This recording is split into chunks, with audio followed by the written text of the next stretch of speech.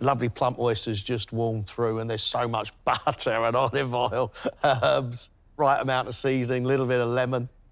Well done, Will. That's really lovely. Monica, this is your skills test. What are you going to get them to do? I would like our chefs to make us 3 Oysters Rockefeller. What is Oysters Rockefeller? The actual recipe has been kept as a secret, so there's only ever been interpretations of it. The most common one you'll see is a vibrant green sort of butter, and then breadcrumbs on top, and then gratinated. This is really going to test our chefs. Just the opening of oysters, the understanding of what it is you need to do with them. It's not something that chefs do every day.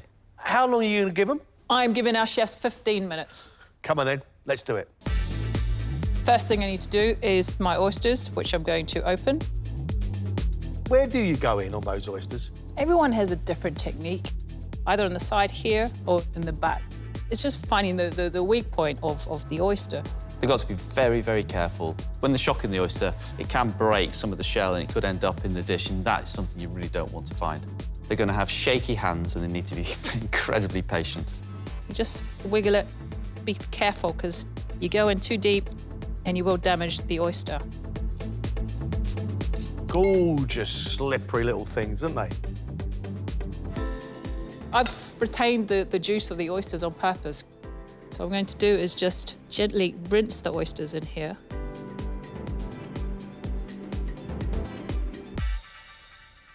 I'm going to use the brioche, which has already got butter in it. I'm going to make the crumb with the brioche. The blitzed brioche crumbs are being flavoured with tarragon, spinach, flat leaf parsley, vermouth, and Tabasco sauce. The strong flavour of the oyster and the lovely warmth of Tabasco. Such a fabulous addition.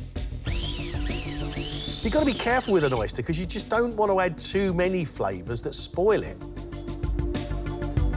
Invented in a restaurant in New Orleans, the richness of the topping led to it being named after oil tycoon John D. Rockefeller. So now I'm ready to put everything together. It's not a dry crumb, is it? No, it's quite moist, and that's intentionally so. That's a very bright, vivid green. Beautiful.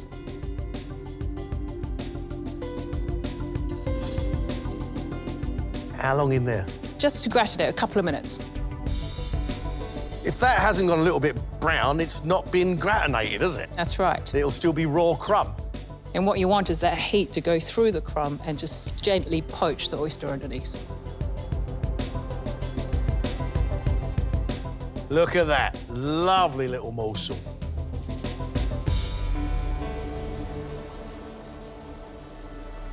And there you have it, my Oysters Rockefeller.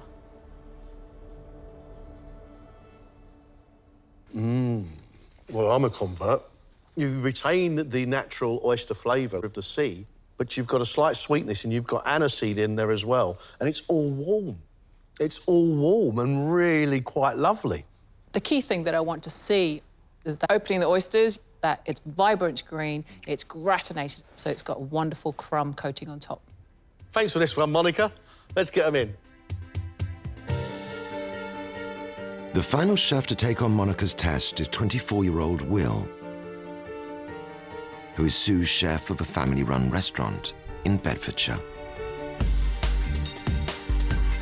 When I was young, we used to always go to my nan's house. She was just a fantastic cook. We used to bake cakes, fudges, everything. My dream is one day to have an artisan bakery and name it after my nan. I call it Nana Sue's. That's going to be a hard challenge, but I've still got time to go yet.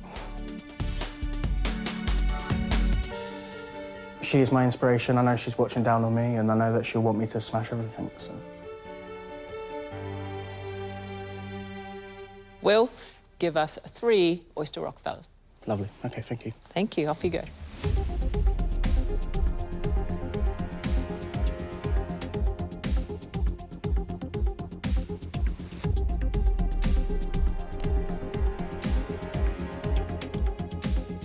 Well, you look like you've done that before. I used to work in a fish restaurant, so we used to do them daily.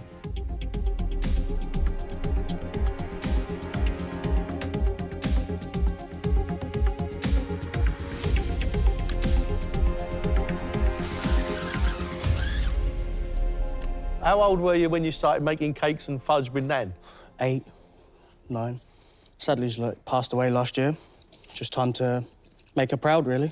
But she saw you become a chef, though, right? Yeah, definitely, yes. Did she know she was responsible for that? Yeah, she did. I made sure, like, every day. Fabulous.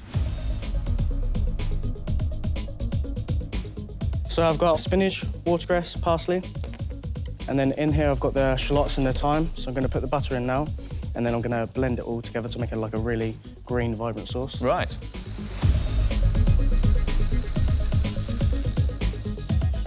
You happy with that, Will? Yes, good. It's rich.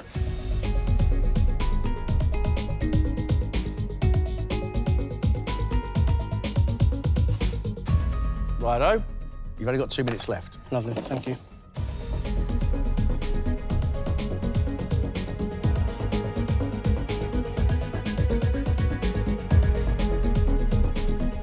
How are they looking, Will? As good as they can be at the minute. Yeah. About 20 seconds. You're going to have to get them out.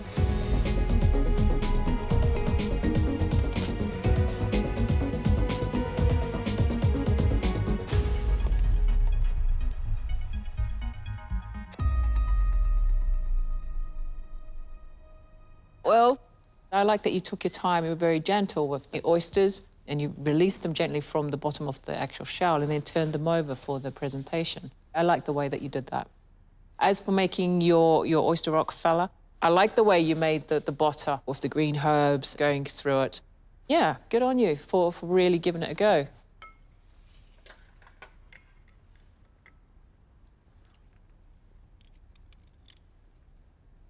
Lovely plump oysters just warm through, and there's so much butter and olive oil, herbs, right amount of seasoning, little bit of lemon. Well done, Will. That's really lovely. If anything, Will, you could have mixed the butter and herbs with some breadcrumbs, but together on the oyster, it works a treat. You've cracked it, mate. Well done. I think Grandma would be happy with that, no? I hope so. Thank you.